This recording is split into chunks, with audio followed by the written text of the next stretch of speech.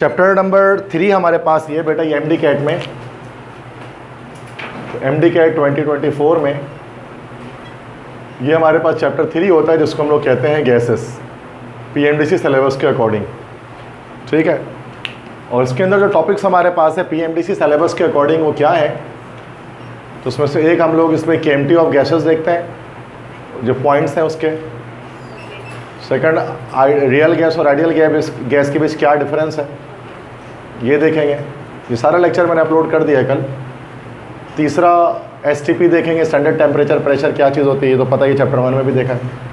चौथा, इसके अंदर हम लोग गैस लॉज देखेंगे, तीनों गैस लॉज को, मतलब Boyle's law, Charles law, Avogadro's law. पाँचवा, इसके अंदर हमें देखना है general gas equation, PV = nRT। और छठा, इसके अंदर हम लोग देखेंगे this is values of R in different units, मतलब जैसे 0.0821 होता है, 8.315 भी होता है जूल पर मोल पर केल्विन में, इसी तरह से 1.98 होता है कैलोरी पर मोल पर केल्विन में। तो ये चीज़ें हैं बस। लेकिन मैं इसमें जो MCQs कर रहा हूँ इसमें एक्स्ट्रा टॉपिक भी आ सकते हैं इसके अलावा, क्योंकि जैसे मैंने आपको पिछली क्लास में बताया था कि मैं MCQs में एक्स्ट्रा भी न्यू बुक के अकॉर्डिंग हम देख लेते हैं, क्योंकि PMDC सिलेबस तो यही है, लेकिन न्यू बुक के अंदर हम देखेंगे तो प्लाज्मा भी है, प्लाज्मा का टॉपिक है। इस तरह से हमारे पास इस चैप्टर में वैन डर वाल इक्वेशन है, कंप्रेसिबिलिटी फैक्टर है, जूल थॉमसन इफेक्ट है, लिक्विफेक्शन ऑफ गैसेस हैं, है ना, क्रिटिकल टेम्परेचर है, क्रिटिकल प्रेशर है, ये सब इस चैप्टर के अंदर है, जबकि सिलेबस के अंदर कुछ भी नहीं है इसमें से। तो सिलेबस आप पता 50% शॉर्ट है ये आपके चैप्टर, तो ये तो 15 मिनट में मैं पढ़ा दूँगा इसको पढ़ाना हो। लेकिन फिर वही बात है कि एक्स्ट्रा भी आ जाएंगे कुछ तो देख लेंगे, मतलब देख हर MCQ जब मैं करा रहा हूँ तो मैं एक्स्ट्रा भी आपको दिखा रहा हूँ, आप देख सकते हैं। सिलेबस से आउट भी क्वेश्चन हम कर रहे हैं, एटॉमिक स्ट्रक्चर में भी किया था, कितने सवाल जो सिलेबस से आउट थे, बहुत किए थे, ठीक है। नेक्स्ट था कि जो भी बच्चे हैं ना वो भी परेशान ना हो, न्यू बुक के अकॉर्डिंग भी लेक्चर हो रहा है, ये PMDC सिलेबस के अकॉर्डिंग भी हो रहा है, जिसको जैसा समझ में आए वैसा कर ले। फर्स्ट क्वेश्चन से आ रहे हैं, देखते हैं, इसमें तकरीबन 40-50 सवाल हैं आज इसमें। फर्स्ट है, which of the following has more ability to diffuse. Reason क्या है? देखो, रेड इंक तो हो नहीं सकता है, क्योंकि लिक्विड्स की डिफ्यूजन हमेशा से स्लो होती है गैसेस के मामले में, इसलिए रेड इंक नहीं है। बाकी कार्बन डाइऑक्साइड, आइस, वेपर्स और हाइड्रोजन गैस की गैसेस, इनमें डिफ्यूजन होगी।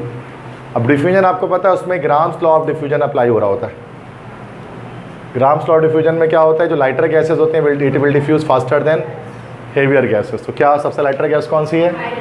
Hydrogen gas. से डी ऑप्शन करेक्ट हो जाएगा हमारे पास, सही है। तो रेड इंक क्यों हटाया, बस ये याद रखना है कि रेड इंक इसलिए हटा दिया, उसका फॉर्मूला लिखने की जरूरत ही नहीं है, जो कि लिक्विड है। तो लिक्विड में तो बात ही खत्म होगी कि उसकी डिफ्यूजन वैसे स्लो होगी इसके मुकाबले में, ठीक है, समझ गए। सेकंड MCQs है,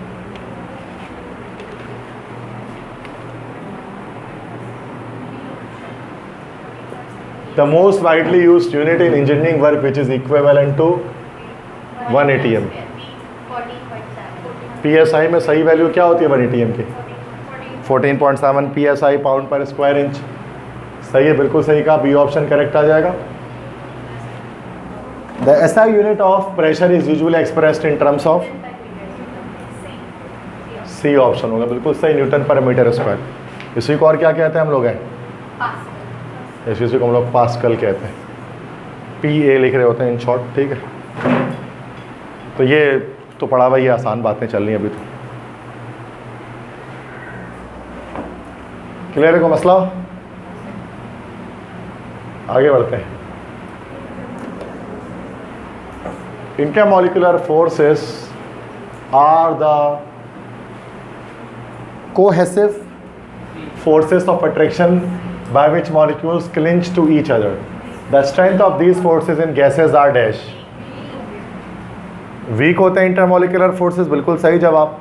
लिक्विड्स में ज़्यादा होते हैं और सॉलिड्स में स्ट्रॉन्गेस्ट इंटरमोलिकुलर फोर्सेस होते हैं, तभी उसके मॉलिक्यूल करीब करीब आ जाते हैं, ठीक है।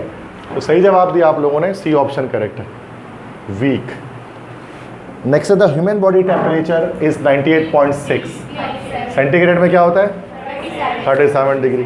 ये तो बहुत कॉमन सेंस वाली बातें हैं, बेसिक याद ही होती हैं हमें, normal temperature of body. Clear है यहाँ तक दोनों?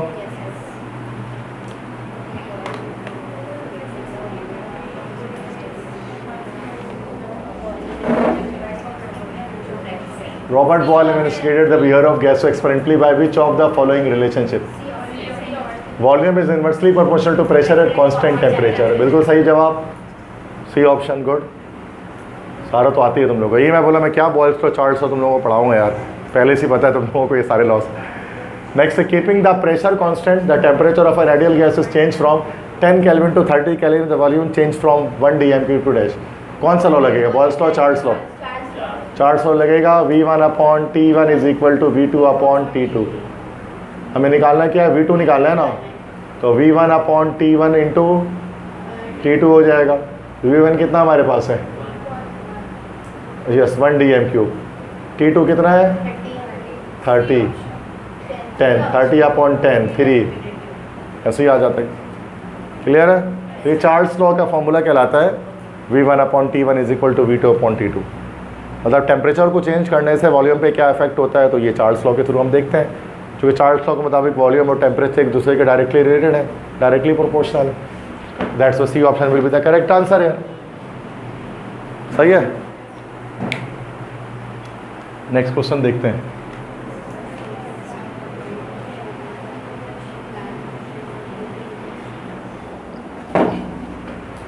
Gases are compressed by applying pressure on them. Why compression is significant and easy in case of gases and liquids and solids? C option, बिल्कुल सही। Large empty spaces among gas molecules. Next, keeping the pressure constant, the temperature of gas is changed from 0 degrees centigrade to 546 Kelvin. Its volume changes from 1 dm³ to dash। दोबारा से ये Charles law हमारे पास है, ठीक है। तो दोबारा से हमें V2 बताना है, तो ये V1 into T2 divide by T1 था।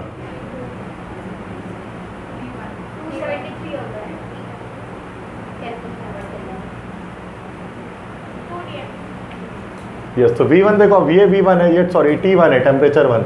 अब सेंटीग्रेड पे दिया हुआ है तो केल्विन में करेंगे तो कितना हो जाएगा 273 केल्विन। तो ये 1 मल्टीप्लाई बाय 546 डिवाइड बाय 273, ये 1 से कटेगा, ये 2 से कटेगा, तो 2 आंसर आ जाएगा हमारे पास 2 डेसीमीटर³। डायरेक्टली भी हम इसको सॉल्व कर सकते थे विदाउट कैलकुलेशन। क्योंकि हमें पता है कि 273 से 546 होता है, मतलब डबल हो रहा है। जब ये डबल हो रहा है तो वॉल्यूम भी डबल हो जाएगा, चूँकि volume and temperature both are directly related, directly proportional. Simple, तो लॉजिकली भी कर सकते थे without doing any sort of calculation और फॉर्मूला। ठीक है, 2 डेसीमीटर³, समझ गए? ईजी एमसीक्यूज होते हैं, गैस पोर्शन के इतने मुश्किल तो आते नहीं।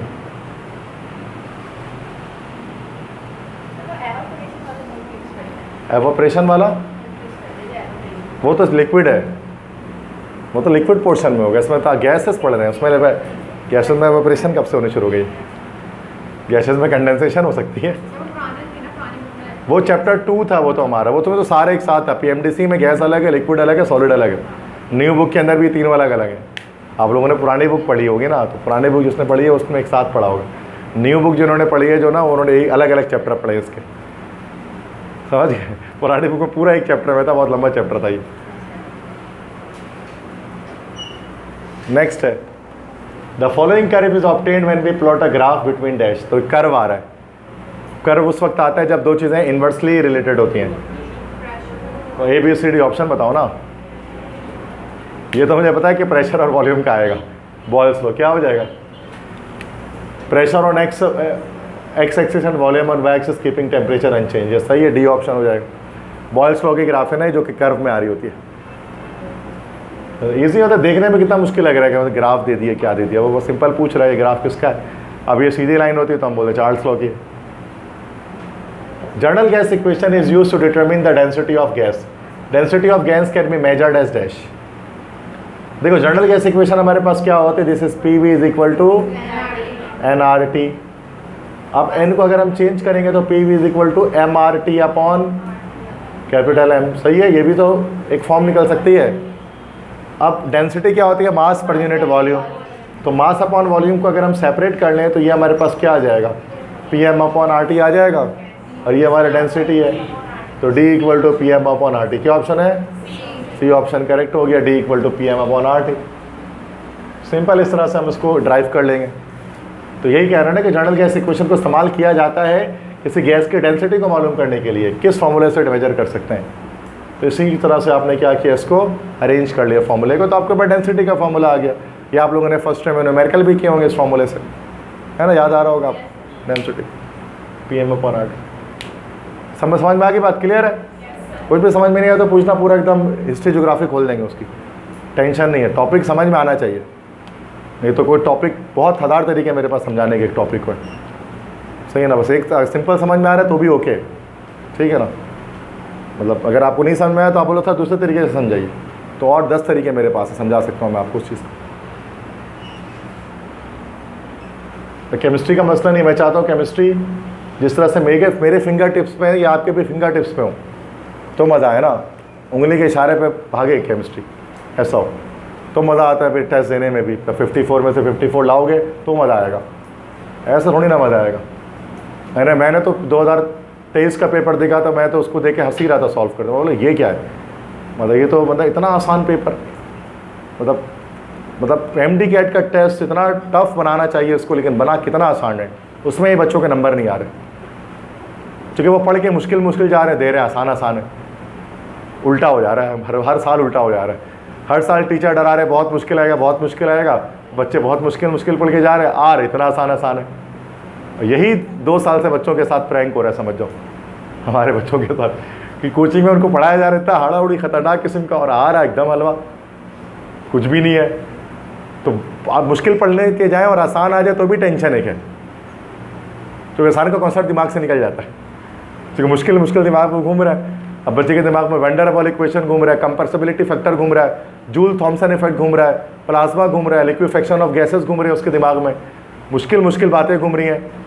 तो उसको पूरा वैन डेर वाल इक्वेशन याद है, P + AN²/V², उसके बाद V - NB = nRT, लेकिन वो ये भूल गया कि PV nRT के बराबर है जनरल गैस इक्वेशन, उसको ये रट्टा मार के गया वो घर से। होता है ऐसा, ये याद किया हुआ तो ये भूल गया कि जनरल गैस इक्वेशन क्या होता है। तो ये नहीं होना चाहिए, ये उस वक्त होता है जब आप बहुत ज़्यादा टिपिकल पढ़ना शुरू कर देते, तो आप रटना शुरू कर देते हैं टिपिकल चीज़ों को, तो और आप बेसिक कॉन्सेप्ट भूलना शुरू कर देते हैं, ये गलती है। मतलब PMDC सिलेबस के अंदर नहीं आता ये सब ना। अब लास्ट ईयर की बात कर रहा हूँ, हमारे औरंगी कैंपस में हमारे बायो के एक टीचर थे, तो वो पढ़ाया करते थे औरंगी के, कराची बहुत बड़े MD कैट के दायरे में, मैं नाम नहीं लूँगा उसको क्योंकि रिकॉर्डिंग चल रही है, तो वो एक बहुत बड़े MD कैट के दायरे में पढ़ाया करते थे, मतलब टॉप लेवल पर आता है वो, ठीक है। तो टॉप लेवल पे 2 ही इदारे आते हैं, डॉक्टर्स इन आता है और एक अनीस हुसैन आता है, दोनों में से कोई एक है, मैं डन नहीं बताऊँगा क्या है वो। तो वहाँ पर उन टीचर से, तो वो उनसे कहा करते थे वो कि आप बच्चों को फेडरल बोर्ड की चीज़ें ज़्यादा पढ़ाएं, फेडरल बोर्ड की चीज़ें ज़्यादा पढ़ाएं जानबूझ के। वो कह रहे हैं क्यों, चूँकि फर्स्ट ईयर सेकेंड ईयर तो बच्चे पढ़ के आ ही रहे, और अगर उनको वही चीज़ दोबारा पढ़ा देंगे तो वो इतनी हाई फीस जो दे रहे हैं 60, 70, 80 हज़ार रुपये, तो वो तो बोलेंगे हमारे को फ़ायदा नहीं है, सब तुम्हारा पढ़ा हुआ है। तो बच्चों को कुछ नया लगने के लिए आप ना थोड़े मुश्किल चीज़ें फेडरल बोर्ड से पढ़ाएं, ताकि बच्चों को कुछ नया लगे और को लगे कि हाँ भाई वाकई में टफ पढ़ाई चल रही है। और ये मैं एक इदारे का बता रहा हूँ, ऐसे मल्टीपल इदारों के अंदर ऐसी चीज़ें होती हैं, इसमें टीचर से कहा जाता है कि आप जानबूझ के बच्चों को फेडरल पढ़ाएं, जबकि नीड है ही नहीं। एक सवाल फेडरल बोर्ड का नहीं आया 2023 में, 2022 में, एक सवाल निकाल दो, एक सवाल नहीं है फेडरल बोर्ड का, सब बेसिक क्वेश्चन है। तो क्या फ़ायदा हो रहा है पढ़ा के इतना फेडरल बोर्ड? तो मैं समझता हूँ जो चीज़ है बच्चों को वही पढ़ानी चाहिए, भले आसान लगे। अब जब आई वही रही है तो वही पढ़ाएंगे ना भाई, मुश्किल क्यों पढ़ाएं? अब मैं भी मुश्किल चीज़ें बहुत पढ़ा सकता हूँ, लेकिन क्या ज़रूरत है उसको पढ़ाने की, ज़माना ही नहीं है। तो बहुत डिफरेंट है फेडरल। अब तो चलो अभी भी अगर हम कहते हैं फेडरल बोर्ड, तो फेडरल बोर्ड पंजाब बोर्ड भी पढ़ा रहे होते हैं। फेडरल बोर्ड तो फिर समझ में आता है, पंजाब बोर्ड तो बहुत टफ है, वो तो बहुत ही टफ है। अभी भी जो हमारी फर्स्ट ईयर की बुक जो बनी है, फर्स्ट सेकेंड ईयर की जो बुक चेंज हुई है, उससे कहीं ज़्यादा टफ अभी भी पंजाब बोर्ड है। आज भी आप पंजाब बोर्ड, फेडरल बोर्ड तो हमारे मुताबिक हो गया अब न्यू बुक के अकॉर्डिंग, लेकिन हम पंजाब बोर्ड को अब तक टच नहीं कर पाए। उसकी केमिस्ट्री और बहुत टफ है, फेडरल की केमिस्ट्री तो फिर भी आसान है पंजाब के मुकाबले में, PTB के मुकाबले में। और कुछ टीचर PTB भी पढ़ा रहे होते हैं, पंजाब टेक्स्ट बोर्ड। गलत कॉन्सेप्ट है। मैं कहता हूँ सिंध बोर्ड आप जस्ट पढ़ें, तो general gas equation is use to determine the density, तो हो गया ना, आगे बढ़े ना। The mass of 22.414 dm cube ऑफ ammonia at 0 degree centigrade and 760 torr इज डैश। बहुत आसान है, 0 degree centigrade and 760 torr, STP है ना भाई, ये STP कंडीशन है कि नहीं है? और STP पर 22.41 dm cube 1 मोल ऑक्यूपाई करता है ना, और 1 मोल अमोनिया का मास कितना होगा? तो कोई सॉल्व ही नहीं करना है, तो ऐसे समझ में आ गया। ये जो दिया हुआ है STP दिया हुआ है, और ये इतना होता है 1 मोल का, और 1 मोल अमोनिया कितना होगा? 17 ग्राम होगा। ये तो हमने बड़ा किया चैप्टर 1 में, तो ऐसा 250 MCQs किया हमने तो चैप्टर 1 में, तो कुछ भी नहीं है। नेक्स्ट है, at constant temperature density changes with pressure, if pressure is decrease then density will dash. अब देखो डेंसिटी किसके बराबर बेटा? PM/RT। इसका मतलब डेंसिटी और प्रेशर का डायरेक्ट लिंक है, डायरेक्टली प्रोपोर्शनल लिंक है। तो कह रहे हैं अगर प्रेशर को डिक्रीज करेंगे तो डेंसिटी भी क्या होगी? डिक्रीज होगी, बिल्कुल डिक्रीज होगी, सही है, क्लियर है भाई?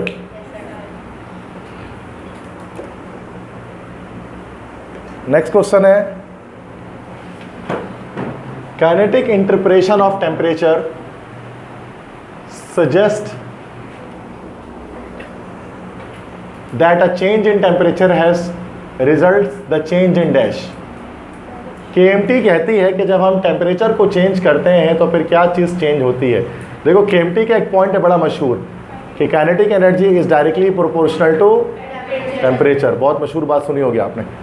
तो जब टेम्परेचर चेंज करेंगे तो काइनेटिक एनर्जी चेंज होगी। काइनेटिक एनर्जी चेंज हो रही है तो क्या चेंज हो रहा है? 12 mv² चेंज हो रहा है। अब मास तो चेंज हो नहीं सकता, तो क्या चेंज होगी? वेलोसिटी। तो क्या ऑप्शन हो जाएगा? डायरेक्शन कहाँ से? Intensity of motion of molecules, जो शिद्दत है उनकी इंटेंसिटी जो है ना मूवमेंट की, वो चेंज होगी। इंटेंसिटी ऑफ मूवमेंट चेंज होगी ना बेटा, जो वो मूव कर रहे हैं उसकी रफ्तार। डायरेक्शन तो वही रहेगी, डायरेक्शन थोड़ी ना चेंज होने वाली काइनेटिक एनर्जी से चेंज होने से। Behaviour of molecule, shape of molecule, ये सब में। नेक्स्ट है, gas that does not obey gas law and kinetic molecular theory is called non ideal gas. बिल्कुल सही, वो गैस जो गैस लॉस को तमाम कंडीशन पे फॉलो नहीं करती और KMT को भी फॉलो नहीं करती कुछ हद तक, क्योंकि जो नॉन आइडियल गैस जिसका हम लोग कौन सी गैस कहते हैं? रियल गैस भी कहते हैं ना भाई। अब जो रियल गैसेस होती है वो KMT के हर पॉइंट को फॉलो नहीं करती। KMT क्या कहता है कि गैसेस का वॉल्यूम 0 होता है, जबकि रियल गैस के वॉल्यूम कभी 0 नहीं हो सकता। KMT कहता है कि गैसेस के मॉलिक्यूल्स के बीच में फोर्स ऑफ अट्रैक्शन और रिपल्जन नहीं है, जबकि रियल गैसेस जो होते हैं उनके मॉलिक्यूल्स के बीच में होती है force of attraction and repulsion. तो जो नॉन आइडियल गैस है, जो रियल गैसेस है जो एग्जिस्ट करती है यूनिवर्स में, उसमें बहुत सारी वो KMT के पॉइंट्स को फॉलो नहीं करते हैं और गैस लॉस को भी फॉलो नहीं करते। जैसे बॉयल्स लॉ को बहुत हाई प्रेशर पे फॉलो नहीं करते, चार्ल्स लॉ को बहुत लो टेम्परेचर पे फॉलो नहीं करते। तो वही बात उसमें फर्स्ट लाइन में दी जा रही है। Eight which condition the gas shows such non ideal behaviour. Gases non ideally कब बिहेव करती हैं? मतलब गैसेस कब अपना आइडियल बिहेवियर खो देती हैं? जब टेम्परेचर बहुत लो हो जाता है और प्रेशर बहुत हाई हो जाता है। तो क्या ऑप्शन हो जाएगा?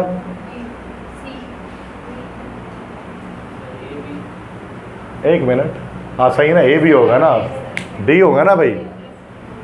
भाई बहुत लो टेम्परेचर हो चाहे बहुत हाई प्रेशर हो, दोनों सूरतों पे जो है ना वो फॉलो नहीं करती गैस लॉस को, ठीक है, जो नॉन आइडियल बिहेवियर शो करते हैं गैसेस अपना। समझ में आ रही बात कि नहीं आ रही? आ रही है, पढ़ा ऐसा कुछ? Next, which of the following is an ideal gas? हाँ बिल्कुल सही जवाब दिया तुमने। इसमें बच्चा थोड़ा गड़बड़ा सकते हैं इसमें ही। हाँ अगर ये पूछता ना विच of the following gas is most ideal तो बता सकते हैं, लेकिन आइडियल गैस तो दुनिया में कोई भी नहीं है। हाँ कुछ गैसेस आइडियली बिहेव कर सकती हैं। Which of the gas can behave most ideally या मोर आइडियली, तो फिर भी उसका आंसर हम बता सकते थे इंटरमॉलिक्यूलर फोर्स जिसके अंदर वीक होगी तो वो ज़्यादा आइडियल बिहेवियर शो करेगी। लेकिन यहाँ तो वो कह रहे हैं आइडियल गैस ही बता दो, तो 100% आइडियल गैस एग्जिस्ट नहीं करती है। आइडियल गैस का मतलब है ख्याली गैस जो आपके ख्वाब में है, जो आपकी सोच में, जो रियल में एग्जिस्ट करेगी ही नहीं। तो ऑप्शन में आंसर आ ही नहीं सकता कोई इसका। हाँ मोस्ट आइडियली का सवाल अगर आगे कोई आएगा तो मैं उसमें बता दूंगा कि कैसे आ रहा है, ठीक है। तो मसला क्लियर है? तो ये तीनों MCQ समझ में आ गए। नेक्स्ट देखते हैं। 2.016 ग्राम ऑफ हाइड्रोजन, मतलब 2 ग्राम ही मान लो, will occupy the volume of dash at the closest approach in the gaseous state. एक मिनट, क्या कह रही है, ये तो समझ में नहीं आया सवाल। 2 ग्राम हाइड्रोजन गैस है, वो ऑक्यूपाई करेगा वॉल्यूम एसटीपी पर कह रहे हैं, माइट भी शायद एसटीपी पर कह रहे होंगे, आंसर तो वैसे ही आ रहा है। तो अगर 2 ग्राम हाइड्रोजन गैस है तो वो एसटीपी पर कितना ऑक्यूपाई करेगा? 2 ग्राम मतलब 1 मोल हो गया हाइड्रोजन गैस का। अब 1 मोल हो तो हमारे पास कितना होता है? 22.41 डेसीमीटर क्यूब। अब डी एम क्यूब में तो है नहीं, सी एम क्यूब के लिए क्या करेंगे? 1000 से मल्टीप्लाई कर देंगे तो 22,400 इस तरह से हो जाएगा ना, सी एम क्यूब, या 22,041 क्या है आंसर कोई बता भाई? 22.414 होता है असल में ये पूरा, तो सी ऑप्शन करेक्ट है। मतलब 1 मोल का ये पूछ रहे थे, एसटीपी पर बताओ कितना ऑक्यूपाई करेगा, तो 2 ग्राम है तो 2 ग्राम हमारा, जाहिर सी बात है 1 मोल है। नेक्स्ट करें the factor P V upon N R T is known as the compressibility factor which has the least value of dash for the gas showing ideal behaviour. अच्छा, ये जो है ना, ये हमारे पीएमसी सिलेबस के अंदर नहीं है, ये न्यू बुक का टॉपिक है, ठीक है, तो इसलिए पीएमसी में नहीं है। मैं बता देता हूँ, एक चीज़ आप लोग जेड पढ़ते हैं न्यू बुक के अंदर, उसको कहा जाता है कॉम्प्रेसिबिलिटी फैक्टर, जिसको हम लोग कहते हैं कॉम्प्रेसिबिलिटी फैक्टर। अब ये जेड होता क्या है? जैसे हमने पता है ना कि पी वी बराबर होता है एन आर टी के, P V equal to N R T लिखते हैं ना। अब z को मल्टीप्लाई कर देते हैं इस एन आर टी से यहाँ पर, तो z बराबर होता है P V upon N R T. ये जो z हमारे पास है ना, ये कहलाता है, this is called compressibility factor. ये P V upon N R T के बराबर होता है, z शो करते हैं इसको। अब बेटा ये जो z की वैल्यू है, कह रहे हैं कि इसकी लीस्ट वैल्यू होती है डैश के लिए, उस गैस के लिए जो कि नॉन आइडियल बिहेवियर शो कर रही, सॉरी आइडियल बिहेवियर शो कर रही होती है। तो इसकी वैल्यू जो है ना वो 1 आती है, z की वैल्यू 1 आती है। किसके लिए बेटा? आइडियल गैस के लिए। आइडियल गैस के लिए z की वैल्यू 1 आएगी, और बाकी गैसेस के लिए 1 से कम भी हो सकती है, 1 से ज़्यादा भी हो सकती है, ठीक है। तो यहाँ पर चूंकि आइडियल बिहेवियर कह रहे हैं, तो आइडियल बिहेवियर के लिए z की वैल्यू क्या आएगी? 1 आएगी। इसके लिए एक चार्ट भी आप लोगों ने, एक ग्राफ भी बनाई होगी, न्यू बुक में ग्राफ देखा होगा। जैसे इस तरह से हमारे पास ग्राफ है, ये इस तरह से z की वैल्यू चल रही है, और ये z की वैल्यू 1 आ रही है यहाँ पर, तो z की वैल्यू 1 यहाँ पर आ रही है, और ये हमारे पास ये जो लाइन चल रही है this is for ideal gas, तो ये 1 पे चल रही है। बाकी और ये टेम्परेचर हमारे पास ये जो है वो चल रहा होता है हमारा टेम्परेचर। तो फिर अलग अलग गैसेस जो है ना, उस तरह से आपने देखा यूँ करके चल रहा होता था, एक यूँ चल रही होती थी, एक यूँ चल रही होती थी, देखा इस तरह से, ये अलग अलग आती थी। तो हीलियम जो है ना बिल्कुल इसके करीब आती थी आइडियल गैस के, तो हम कहते थे हीलियम का मोस्ट आइडियल बिहेवियर है, क्योंकि इसके इंटरमोलिकुलर अट्रैक्शन वीक है। तो ये डिफरेंट गैसेस को शो बताती है कि वो कितना ज़्यादा आइडियल बिहेवियर से डाइवेट कर रही है, नहीं कर रही है, वो z से शो होता है, कॉम्प्रेसिबिलिटी फैक्टर से। जितने करीब 1 के वैल्यू आएगी उतना ज़्यादा वो आइडियल बिहेवियर शो करेगा, समझ गए? तो ये सिलेबस का टॉपिक नहीं है, बट न्यू बुक का है तो मैं बता दे रहा हूँ। सही है, आगे बढ़े। तो एक नई चीज़ आपको इसमें दिखी है कि z क्या होता है, कॉम्प्रेसिबिलिटी फैक्टर किसे कहते हैं, ये P V upon N R T के बराबर होता है। इसकी वैल्यू 1 होती है आइडियल गैस के लिए, और 1 के करीब करीब जिसकी आ रही है वो ज़्यादा आइडियल बिहेव करेगा। सही है। अब इसका तरीका नहीं है निकालने का, ये एक्सपेरिमेंटली डिटरमाइन किया जाता है, मतलब फॉर्मूले के द्वारा हम नहीं बता सकते कि कौन सी गैस कितनी आइडियल है, ये एक्सपेरिमेंट से होता है। एक्सपेरिमेंट बनाते हैं, फिर कई ग्राफ प्लॉट हो रही होती है इनके बीच में। Next, journal gas equation needs correction for gas deviate from ideal behaviour.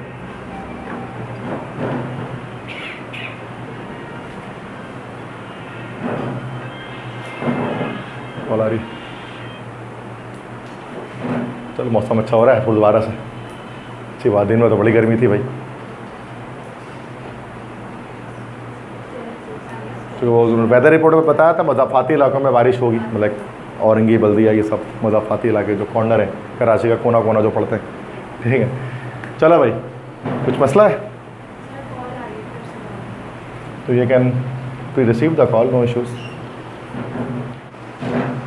Journal gas equation needs correction for gas deviation from ideal behaviour. अच्छा देखो, जो जनरल गैस इक्वेशन था ना, P V equal to N R T, इसके अंदर फिर ये जो है ना, ये आइडियल गैस इक्वेशन कहलाती है। आइडियल गैस इक्वेशन, जो कि आइडियल गैसेस पर पूरी तरह से अप्लाई होती हैं, लेकिन रियल गैसेस पर ये पूरी तरह से अप्लाई नहीं होती। तो एक साइंटिस्ट हैं, डच साइंटिस्ट है, जिनका नाम था जे.डी. वैन डर वॉल, नाम सुना होगा आपने, जे.डी. Van der Waal. तो जे.डी. वैन डर वॉल जो थे वो डच साइंटिस्ट थे, डच मतलब कहाँ के रहने वाले, इंग्लैंड हॉलैंड के नेदरलैंड्स के रहने वाले थे, जे.डी. Van der wall. उन्होंने जो है ना वो एक इक्वेशन बनाए थे जिसको हम लोग कहते हैं real gas equation. New book में आपको मिलेगा, ओल्ड बुक में नहीं मिलेगा। रियल गैस इक्वेशन में दो तरह की करेक्शन उन्होंने नहीं की थी। उन्होंने एक करेक्शन की थी, कौन सी भाई, प्रेशर करेक्शन की थी, और दूसरा उन्होंने किया था वॉल्यूम करेक्शन। उन्हें कहा था प्रेशर चेंज करना होगा, वॉल्यूम चेंज करना होगा।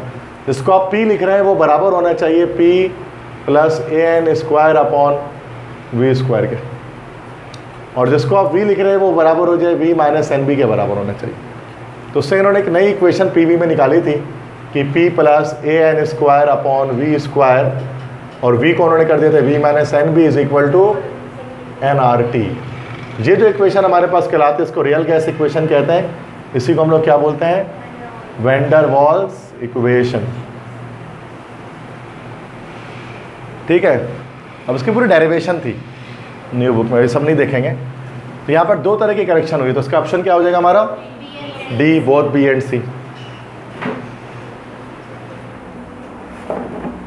तो ये वैन डर वाल इक्वेशन की थोड़ी सी मैंने आपको एक बात बताई कि क्या होती है। नेक्स्ट क्वेश्चन है, which of the following temperature favour more ideal behaviour of gases. Ideal behaviour कब, गैसेस कब आइडियली बिहेव करेंगे, तो जितना ज़्यादा टेम्परेचर कम होगा ना वो नॉन आइडियली बिहेव करेंगे, टेम्परेचर जितना ज़्यादा होगा तो ना आइडियल बिहेवियर होगा। तो हाईएस्ट टेम्परेचर देख लो 573 kelvin, this is the correct answer. क्योंकि टेम्परेचर जितना ज़्यादा होता है गैसेस उतना ज़्यादा आइडियल बिहेवियर शो करती हैं, और टेम्परेचर जितना कम करते रहते हो तो वो डेविएट करते हैं आइडियल बिहेवियर से, वो गैस लॉस को फॉलो नहीं करते फिर, चूँकि वॉल्यूम उनका ज़ीरो नहीं हो सकता। चूँकि जब बहुत ज़्यादा टेम्परेचर कम कर देंगे तो वॉल्यूम ज़ीरो हो जाएगा, रियल गैस के लिए मुमकिन ही नहीं है ऐसा होना। क्लियर है?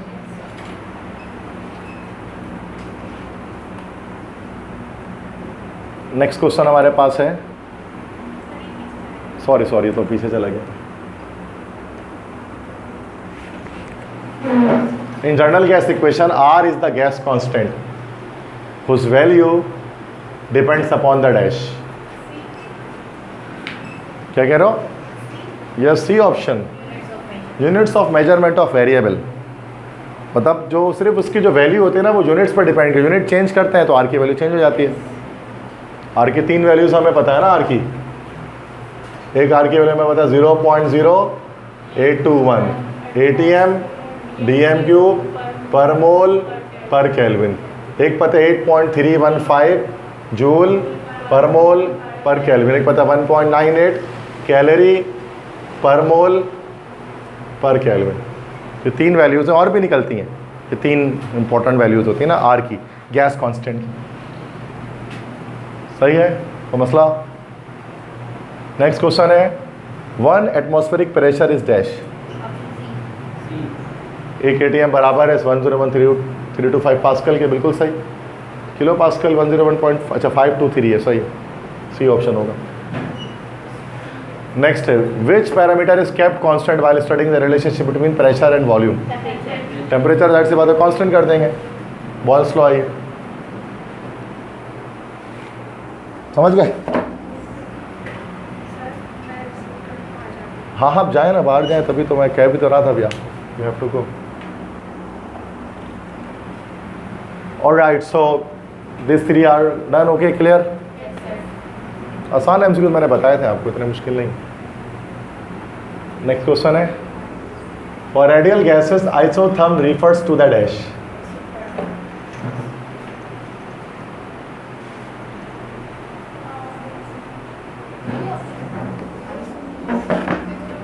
आइडियल गैसेस के लिए आइसोथर्म, यस, आइसोथर्म का मतलब होता है सेम टेम्परेचर। तो जैसे कि हम कांस्टेंट टेम्परेचर जो बॉयल्स लॉ में होता है हमारे पास है, तो क्या हो जाएगा इसका, ए ऑप्शन हो जाएगा। Gases at same temperature. हाँ आइसोथर्म, ओके। आइसोथर्म असल में देखता हूँ मैं, gases at same pressure, B तो नहीं होगा। Gases having same heat capacities, ये भी नहीं होगा। Plot of P versus V at constant temperature, हाँ तो ये जो, हाँ बिल्कुल, प्रेशर वॉल्यूम का जो हमारा ग्राफ बनता है कर्व वाला, इसको भी हम लोग आइसोथर्म कहते हैं। हाँ तो यही होगा फिर, डी ऑप्शन करेक्ट है। तो गैसेस एट सेम टेम्परेचर को आइसोथर्म नहीं कहा जाता। आइसोथर्म का मतलब होता है सेम टेम्परेचर, बस गैसेस को नहीं कहा जाता। तब भी गलत हो जाता ये। आइसोथर्म का मतलब सिंपल हो जाता है सिर्फ कांस्टेंट टेम्परेचर। हाँ सेम टेम्परेचर, लेकिन गैसेस मतलब अगर दो गैसेस सेम टेम्परेचर पे तो हम उसे आइसोथर्म नहीं कहते हैं। ये ऑप्शन गलत ही है, सही नहीं है, ठीक है।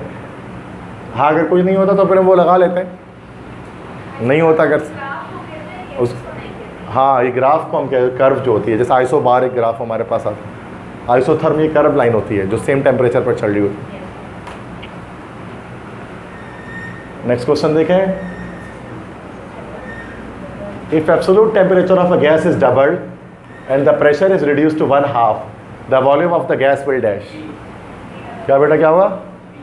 D, B doubled 4 times, B option increase 4 times. देखो absolute temperature of a gas is double, तो वॉल्यूम डबल हो गया। उसके बाद प्रेशर को रिड्यूस कर दे रहे हैं हाफ, प्रेशर को हाफ करेंगे तो फिर वॉल्यूम दोबारा डबल हो जाएगा, तो 4 टाइम्स हो जाएगा ना भाई। हाँ अगर उसको भी इंक्रीज कर देते ना डबल, अगर वॉल प्रेशर को भी डबल कर देते, टेम्परेचर को भी डबल कर देते तो रिमेन सेम हो जाता। लेकिन यहाँ के टेम्परेचर को बढ़ा के प्रेशर को हाफ कर दे रहे हैं, मतलब दोनों चीज़ें सपोर्ट करिए वॉल्यूम के इंक्रीमेंट को, समझ गए? तो अगर प्रेशर को हाफ करेंगे तो वो डबल हो गया हमारा वॉल्यूम, सही है, तो 4 टाइम्स हो गया। समझ में आई बात कि नहीं आई? नेक्स्ट क्वेश्चन देखें। Which of the following have same number of molecules at STP? हाँ क्या कह रहे हो?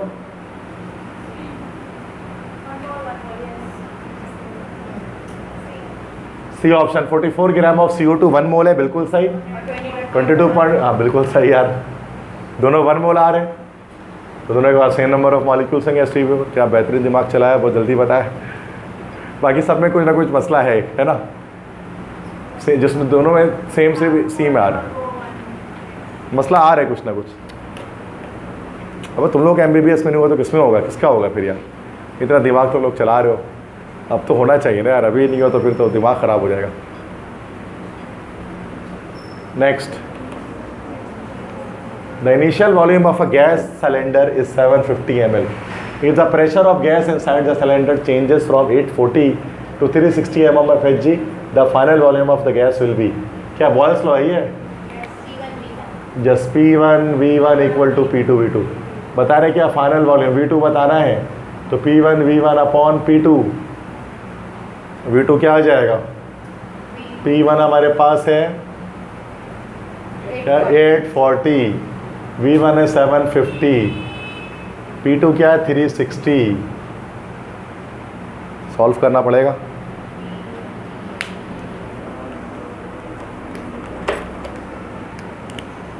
जीरो से जीरो तो कट गया,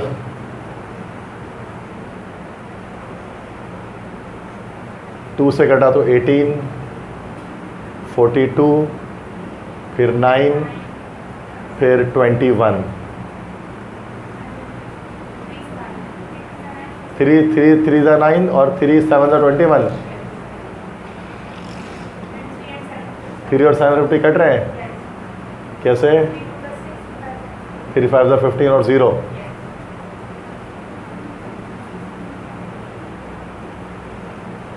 की बात ऐसे कट सकता है, ये 0 लगा सकते हैं एंड में इसमें भी।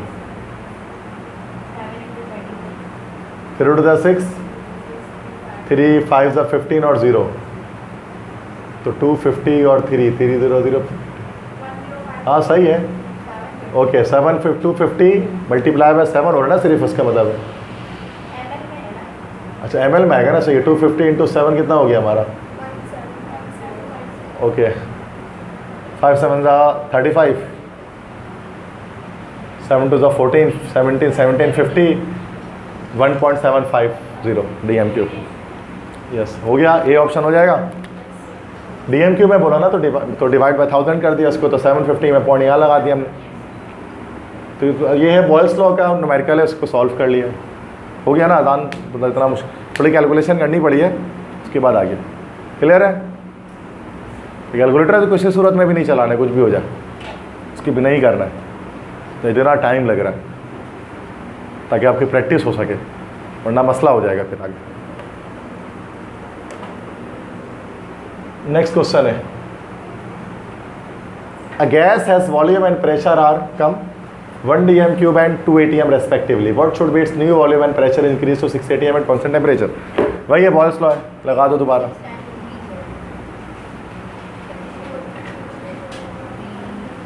6 2 से 6 हो रहा है, 3 टाइम्स हो रहा है।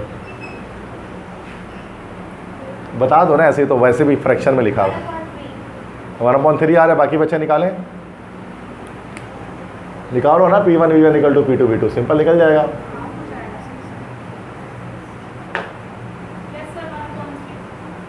P1 V1 upon P2, so that's P1 is like 2 DM³, V1 is 1 upon 6, 2 1 2 2 3, 1/3, simple. तो सेकंड्स में आंसर आ जाएगा इसका। तो न्यूमेरिकल्स इतने मुश्किल नहीं होते हैं इसके, इस चैप्टर के बहुत आसान होते हैं। सही है। Next question, which of the following is an absolute temperature? इसमें से कौन सा एब्सोल्यूट टेम्परेचर है? एब्सोल्यूट टेम्परेचर मतलब एब्सोल्यूट ज़ीरो, जिस टेम्परेचर पे किसी भी गैस का वॉल्यूम ज़ीरो हो जाए। कौन सा होगा? ABCD, बी ऑप्शन होगा, बिल्कुल सही जवाब। फ़ारेनहाइट में होता है -460 और सेंटीग्रेड में तो यही होता है, केल्विन में होता है 0 केल्विन। तो यूनिट्स गलत, मतलब वैल्यूज मैग्नीट्यूड गलत लिखे हुए, सिर्फ सेंटीग्रेड का मैग्नीट्यूड बी ऑप्शन में सही लिखा हुआ। Next, which of the following law can only explain on kelvin scale? कौन सा लॉ सिर्फ केल्विन स्केल पर एक्सप्लेन होता है? Charles law. Charles law kelvin scale पर होता है ना, जब हम कहते हैं volume is directly proportional to temperature, तो यहाँ टेम्परेचर केल्विन में होता है, एब्सोल्यूट टेम्परेचर होता है। ठीक है, volume is directly proportional to absolute temperature. Clear है? आगे बढ़ते हैं। Absolute zero is dash, absolute zero क्या है इन चारों में से? हाइपोथेटिकल टेम्परेचर है, molecular motion cease, unattainable temperature, all of this होगा, बिल्कुल सही जवाब। एब्सोल्यूट ज़ीरो सब है, हाइपोथेटिकल टेम्परेचर भी है, चूँकि एब्सोल्यूट ज़ीरो तक मतलब -273 डिग्री सेंटीग्रेड तक कोई भी नहीं जा सकता। ठीक है, तो हाइपोथेटिकल है, आज तक कोई गया नहीं है इस टेम्परेचर तक। मॉलिक्यूलर मोशन सीज, और इस टेम्परेचर पर आपको पता है कि जो वेलोसिटी है मॉलिक्यूल्स की वो सीज खत्म हो जाती है, ज़ीरो हो जाती है, सारे मॉलिक्यूल्स रुक जाते हैं, सारे मोशन ट्रांसलेटरी वाइब्रेटरी हर तरह के मोशन रुक जाते हैं। अनअटेनेबल टेम्परेचर, इस टेम्परेचर तक को पहुँच नहीं सका आज तक, तो सारे सही बात लिखे हुए, पता है ना एब्सोल्यूट ज़ीरो केल्विन के बारे में। ठीक है, next question, 2 moles of an ideal gas at 540 Kelvin has volume 44.8 DM³, then its pressure will be dash.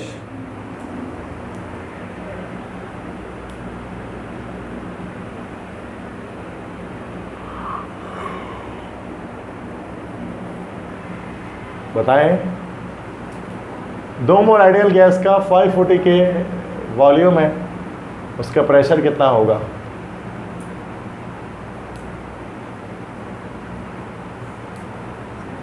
रडल gas equation लगेगी, PV is equal to NRT। तो हमें क्या बताना है? प्रेशर बताना है, P equal to NRT upon V। Pressure equal to 2 multiply bye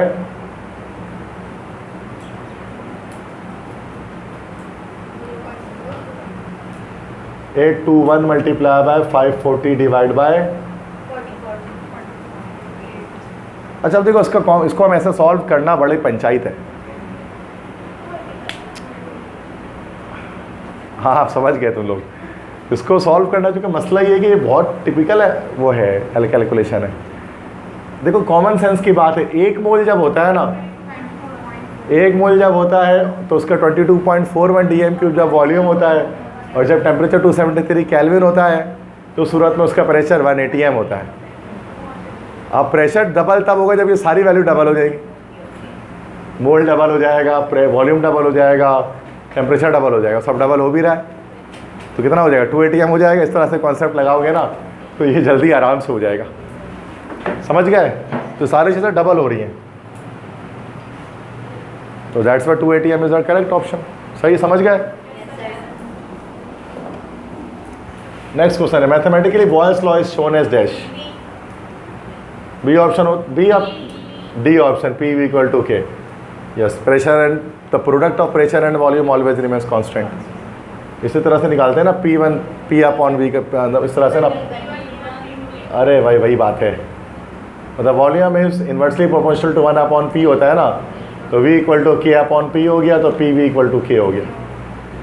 ऐसे निकलता है ना, कांस्टेंट हम लगाते हैं कि कांस्टेंट ऑफ प्रोपोर्शनैलिटी।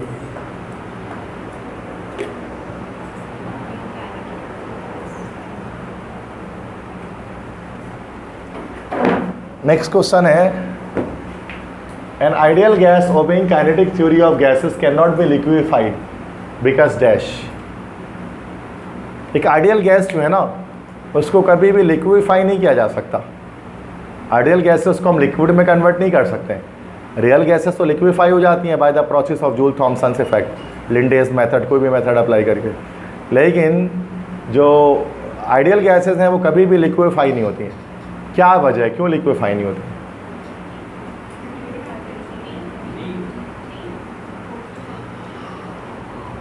क्या D, forces acting between its molecules are negligible. बिल्कुल सही। चूँकि रीज़न मैंने क्या बताया कि उनके गैस के मॉलिक्यूल्स के बीच में कोई भी फोर्स ऑफ अट्रैक्शन नहीं है। और जब फोर्स ऑफ अट्रैक्शन नहीं होगा तो मॉलिक्यूल्स करीब करीब आएंगे ही नहीं, और जब मॉलिक्यूल करीब करीब नहीं आएंगे तो लिक्विफिकेशन नहीं हो सकेगी।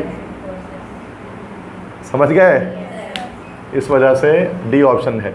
इस वजह से आइडियल गैस कभी भी लिक्विफाई नहीं होती, रियल गैस से लिक्विफाई हो रही होती है। समझ गए? कि आगे बढ़े। 7.5 grams of a gas occupies 5.6 dm³ of volume at STP. The gas is dash. ये तो मोलर वॉल्यूम से निकलेगा ना बेटा। वॉल्यूम बराबर होता है mass upon molecular mass multiply bye, molecular mass निकालना है तो क्या हो जाएगा, mass upon volume multiply by 22.41 हो जाएगा। तो ये हो गया हमारा 7.5 अपॉन वॉल्यूम है 5.6, ये हो गया 22.41। 5.6 1 था 5.6 और 5.5 so 64 था 22.41। ऐसे निकलता है ना ये। तो मैंने बताया था कि 4 टाइम्स कम करेंगे तो फिर 5.6 आता है। तो 7.5 को 4 से मल्टीप्लाई कर दो। 7.5 मल्टीप्लाई बाय 4, इसका तरीका मैंने बताया था।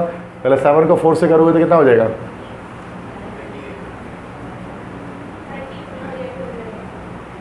तो ऐसा ऐसे किसी भी तरह से कर सकते हैं आप। 7 ऐसे ही कर दो यार। 5 4 ज़ा 20, 7 4 ज़ा 28, 29 30, 30.0 हो गया ये। अब 30 किसका मॉलिक्यूलर मास आ रहा है, 30 किसका आ रहा है, NO का आ रहा है। ठीक है, 14 + 18 16, सॉरी सही है, ऑप्शन ए करेक्ट ऑप्शन होगा। सही कल समझ गए।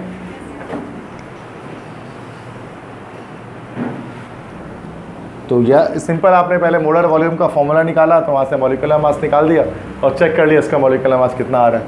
तो 30 जो आ रहा है वो सिर्फ NO का आ रहा है, तो that will be the correct answer. तो मसला नो इश्यूज। पक्की बात है, समझ में आ रहा है सब। बैठे बैठे तुम लोग पूरा चैप्टर ख़त्म कर देते, ये तुम लोग की शान है। वरना तो खड़े रहना पड़ता है भाई, नॉर्थ कैंपस में और इंगी कैंपस में खड़े रहना पड़ता है, और हर टॉपिक में मसला, हर सवाल बताना पड़ता है उसमें दोबारा से। अब तुम लोग तो खुद भी सॉल्व कर लेते हो बैठे बैठे।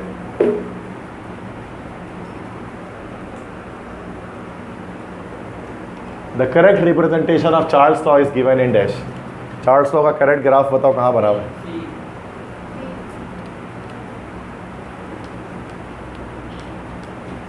तो सी और बी में क्या फ़र्क है?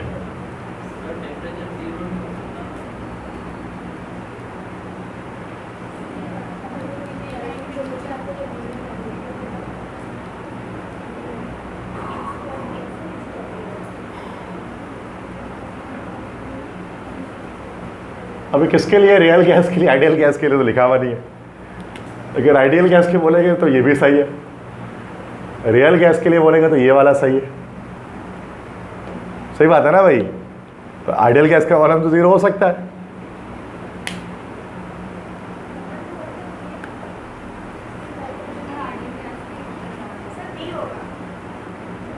बुक में तो यही बना होता है, बी ऑप्शन वाला ही बना होता है, क्योंकि ये जो गैस लॉज है आइडियल गैस लॉज ही कहलाते हैं। ये होता है आइडियल गैस के लिए, रियल गैस के लिए है ही नहीं है। तो बी ऑप्शन ही करेक्ट होना चाहिए। समझ गए? तो ये है ही ideal gas laws, that's why. Next question, which sample has the greatest volume at STP? किसका वॉल्यूम एसटीपी पर सबसे ज़्यादा होगा? तो वॉल्यूम बराबर होता है mass upon molar mass multiply by 22.41। निकालना नहीं है। अब वॉल्यूम ज़्यादा किसका होगा? जिसका मोलर मास सबसे कम होगा। क्या ऑप्शन हो जाएगा? अभी ऐसे देख रहे हो ना, हीना और करीना का एक्सरे। अब यहाँ आर्गॉन है, जेनॉन है और क्रिप्टॉन है। आर्गॉन सही है, निकालने की जरूरत नहीं है कि कितने निकल रही है, वो डायरेक्ट हमें पता है। सही है, तो ए ऑप्शन हो जाएगा उसमें।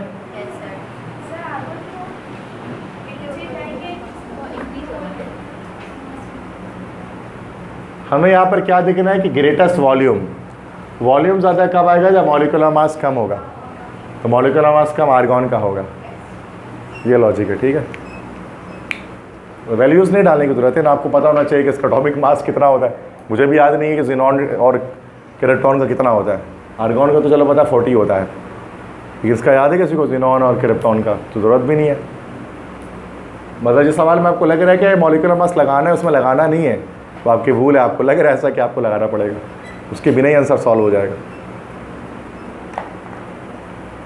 नेक्स्ट क्वेश्चन है, which of the following plots is या आर इनकरेक्ट? इसमें से कौन सा ग्राफ गलत बना है?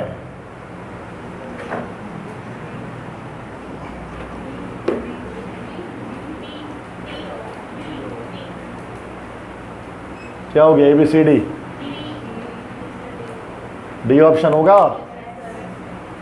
ए सही है, बी सही है, सी भी सही है। Yes, D option. वी और 1/d का ग्राफ बनता ही नहीं है। ठीक है, क्लियर है। Next, density of helium will be highest eight dash. अब देखो निकालना नहीं है,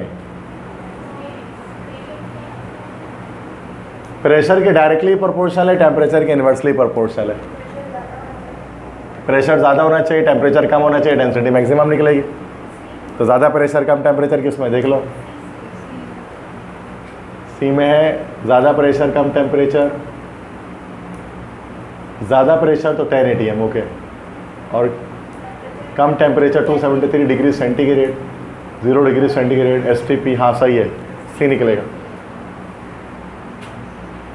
तो ये बस निकालना नहीं है, बस आप इससे निकाल लोगे, रिलेशनशिप से निकल जाएगा कि प्रेशर के डायरेक्टली रिलेटेड है और टेम्परेचर के इन्वर्सली रिलेटेड है। बी क्यों नहीं हो सकता? बी हो गया हमारा 273 केल्विन। तो केल्विन तो वही है, लेकिन प्रेशर का मतलब प्रेशर कम है। हाँ, समझ गए?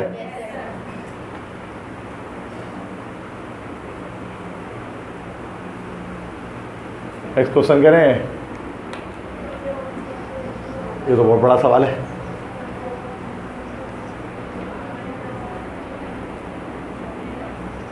Van der Waals found that the two assumptions made by kinetics theory of gases were wrong. One of them is the gas molecules are dash. Yes, सही कहा आपने, डी ऑप्शन, वॉल्यूम करेक्शन की थी। चूँकि काइनेटिक मॉलिक्यूलर थ्योरी कहती थी कि gas के मॉलिक्यूल्स का अपना कोई वॉल्यूम नहीं होता, वो ज़ीरो होता है, नेग्लिजिबल होता है। गैस के मॉलिक्यूल्स का अपना कोई वॉल्यूम नहीं है, वो ज़ीरो है।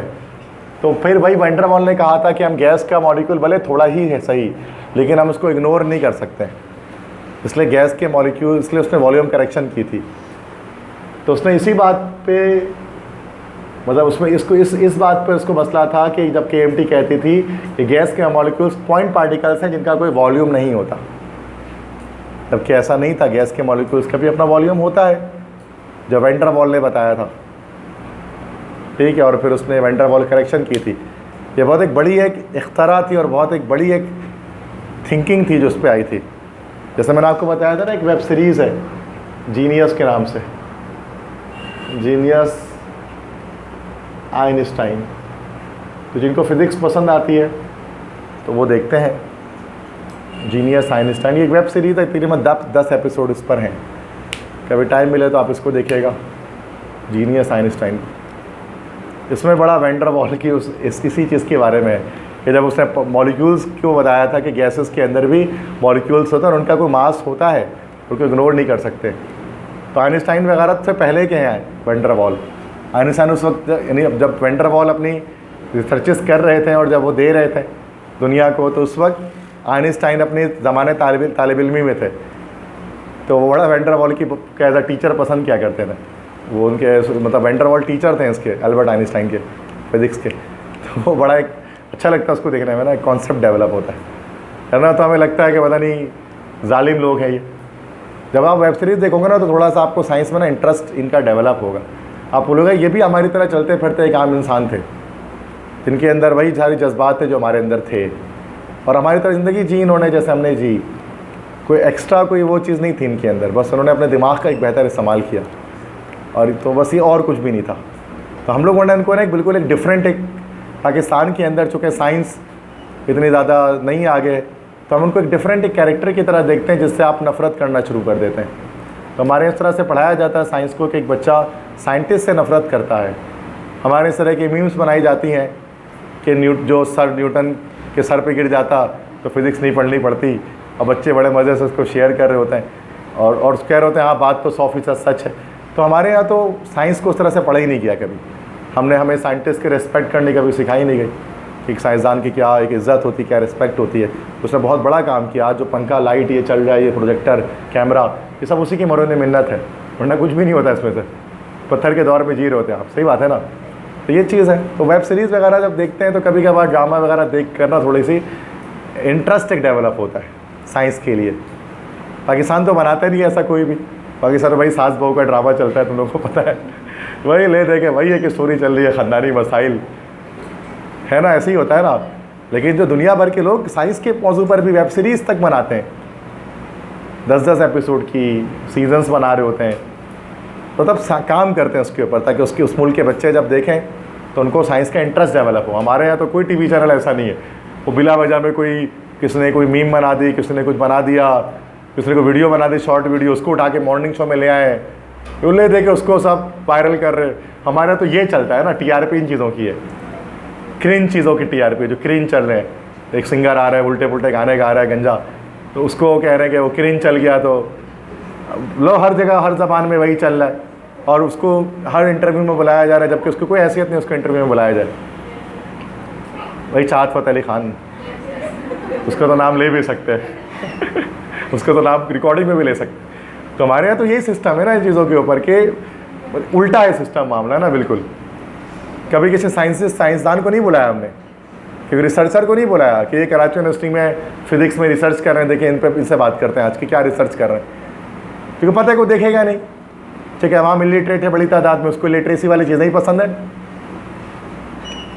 10% लोग भी नहीं है, 1% लोग हैं जो पढ़ने लिखने वाले हैं, उनके लिए उन्होंने चैनल चला रहे हैं। सही बात है ना भाई। इसलिए अगर मैं कोई केमिस्ट्री की वीडियोस डाल रहा हूँ, बना रहा हूँ उसको ना, तो उसको मेजोरिटी नहीं देखेगी। मैं डालूंगा तो बहुत के में वीडियोस आ जाएंगे, कुछ व्यूज़ आ जाएंगे 10K 5K, क्योंकि पब्लिक ऑडियंस साइंस को पसंद करने वाले नहीं है। यही को अपने बेटे के सालगिरह होते हुए दिखा रहे हैं, million views, 15 million 20 million views आ जाएंगे उसके अंदर।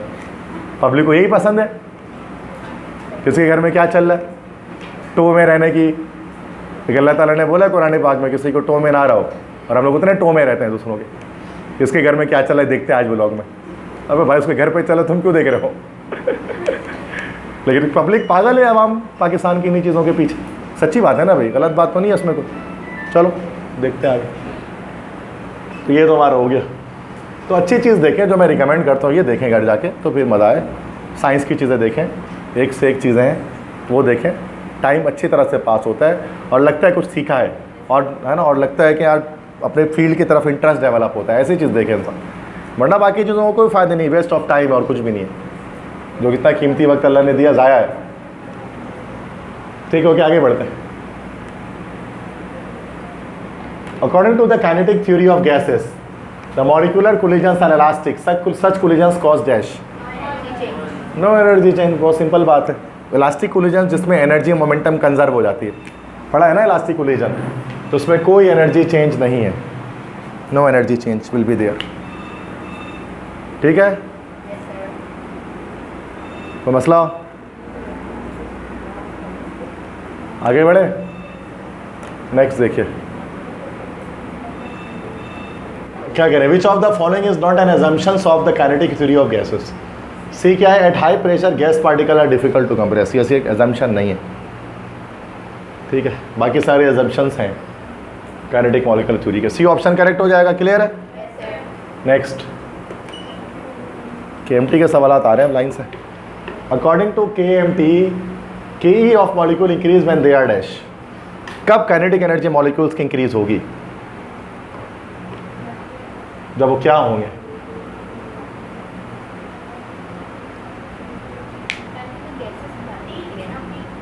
हाँ, गैसेस की बात कर रहे हैं, या किसी भी स्टेट में आ जाए, शायद गैस तो नहीं कह रहे, किसी भी स्टेट में रहते हुए कर लें। कब काइनेटिक एनर्जी इंक्रीज हो, किस प्रोसेस में इंक्रीज होगी काइनेटिक एनर्जी? क्या बोल रहे हो बेटा, बोलो। डी ऑप्शन कह रहे हैं। यस, डी ऑप्शन होना चाहिए ना, क्योंकि जब सॉलिड से लिक्विड में कन्वर्जन होगी तो सॉलिड में मॉलिक्यूल, जो लिक्विड में मॉलिक्यूल ज़्यादा फास्ट मूव करते हैं बनिस्बत सॉलिड के, तो लिक्विड के मॉलिक्यूल्स की काइनेटिक एनर्जी भी ज़्यादा होती है सॉलिड्स के मुकाबले में। तो यहाँ पर इंक्रीमेंट होगी काइनेटिक एनर्जी में। बाकी सब में उल्टा हो रहा होगा। कंडेंस इनटू सॉलिड, अगर कोई चीज़ कंडेंस होकर सॉलिड बन गई है तो वो तो कम हो जाएगी। फ्रोजन इनटू सॉलिड का मतलब यही है, कम हो जाएगी। Mix with other molecule at low temperature, तो लो टेम्परेचर में तो वैसे ही कम हो जाएगी। ठीक है, नेक्स्ट क्वेश्चन है, an ideal gas obeying kinetic gas equation can be liquefied if dash. एक आइडियल गैस को कब लिक्विफाई किया जा सकेगा? गैस बी ऑप्शन सही है, सिंपल लॉजिक है। मैंने बताया ना, आइडियल गैस को लिक्विफाई किया ही नहीं जा सकता, तो कुछ भी नहीं ज़रूरत है पढ़ने की। B option, it can not be liquefied at any value of pressure and temperature. Ideal gas का तो मतलब ही यही है कि लिक्विफाई नहीं होगी। Next question, under which conditions real gases deviate from ideal behaviour. कब रियल गैसेस आइडियल बिहेवियर से डेविएट करते हैं? मीन्स कब रियल गैसेस आइडियल मतलब गैस लॉज को फॉलो नहीं करते हैं? सी, लो टेम्परेचर हाई प्रेशर, बिल्कुल सही जवाब, सही है। फॉलो नहीं, आइडियल बिहेवियर से डेविएट करना मतलब नॉन आइडियल बिहेवियर शो करना। तो वो कब करेंगे? जब टेम्परेचर बहुत लो होगा, प्रेशर बहुत हाई होगा। जो दोनों सूरतों में क्या होगा, उनका वॉल्यूम जीरो के लगभग हो जाएगा। सही है, और जीरो हो नहीं सकता रियल गैस का कभी भी वॉल्यूम। अब क्या हो गया? ओके सॉरी, हाँ, which gas is most ideal at STP। कौन सी गैस STP पर सबसे ज़्यादा आइडियल है? D option, non polar. कैसे पता आपको डी?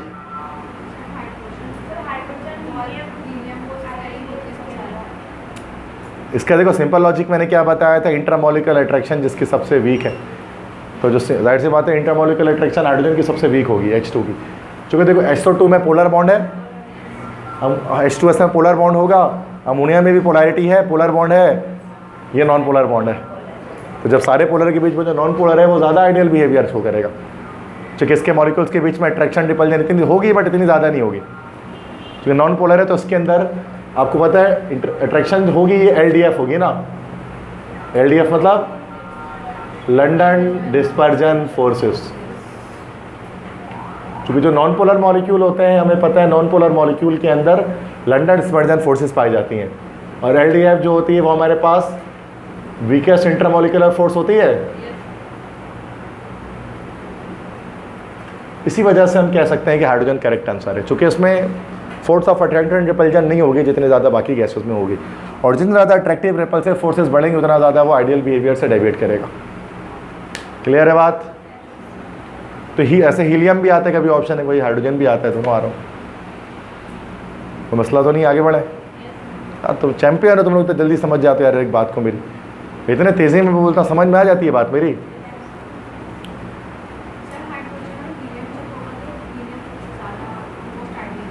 अब हाइड्रोजन और हीलियम जब आ जाए तो अब आप कंपैरिजन नहीं, अब एक्सपेरिमेंट करना पड़ेगा आपको।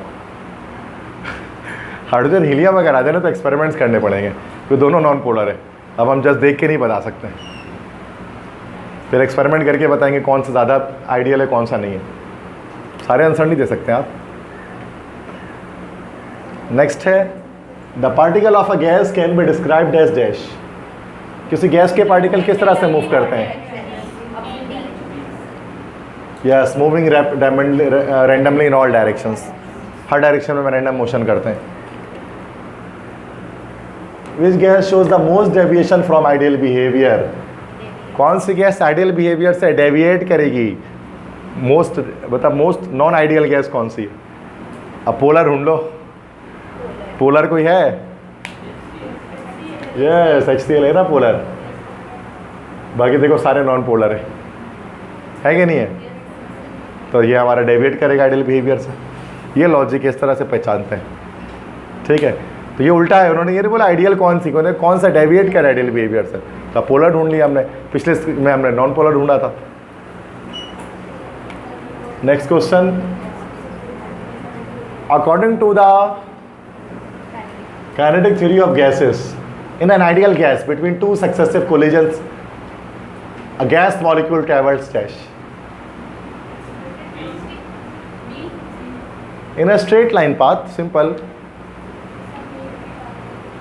with an accelerator d। यही तो गलत हो गया ना, ये देखो ये जो है ना आइडियल गैस की बात कर रहे हैं,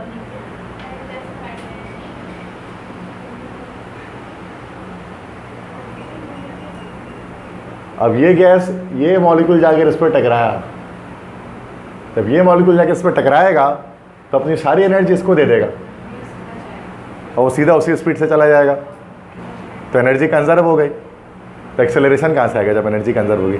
जब मोमेंटम कंजर्व हो गया, एनर्जी कंजर्व हो, तो एक्सेलरेशन थोड़ी ना आएगा। तो फिर ये बी ऑप्शन है, स्ट्रेट पाथ पे मूव करेंगे, सही है। तो एक्सेलरेटेड वेलोसिटी नहीं होगी, इसकी कोई वेलोसिटी, कोई लॉस और गेन ऑफ एनर्जी नहीं आएगी, सेम एनर्जी होगी, ठीक है। क्लियर है?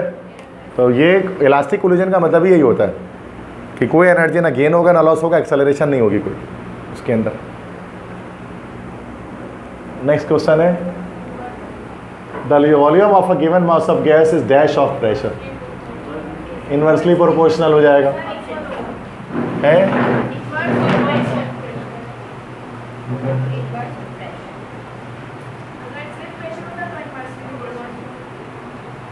यस, इनवर्स ऑफ प्रेशर के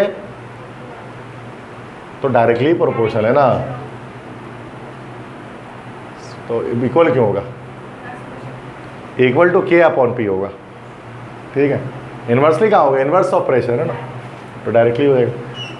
तो वॉल्यूम प्रेशर के इनवर्सली प्रोपोर्शनल है और 1 अपॉन P के डायरेक्टली प्रोपोर्शनल है। At constant temperature by doubling the pressure volume of gas reduce to dash, pressure को डबल करेंगे तो वॉल्यूम कितना हो जाएगा? हाफ हो जाएगा, 1 अपॉन 2 हो जाएगा, सिंपल। ए ऑप्शन, बस खत्म।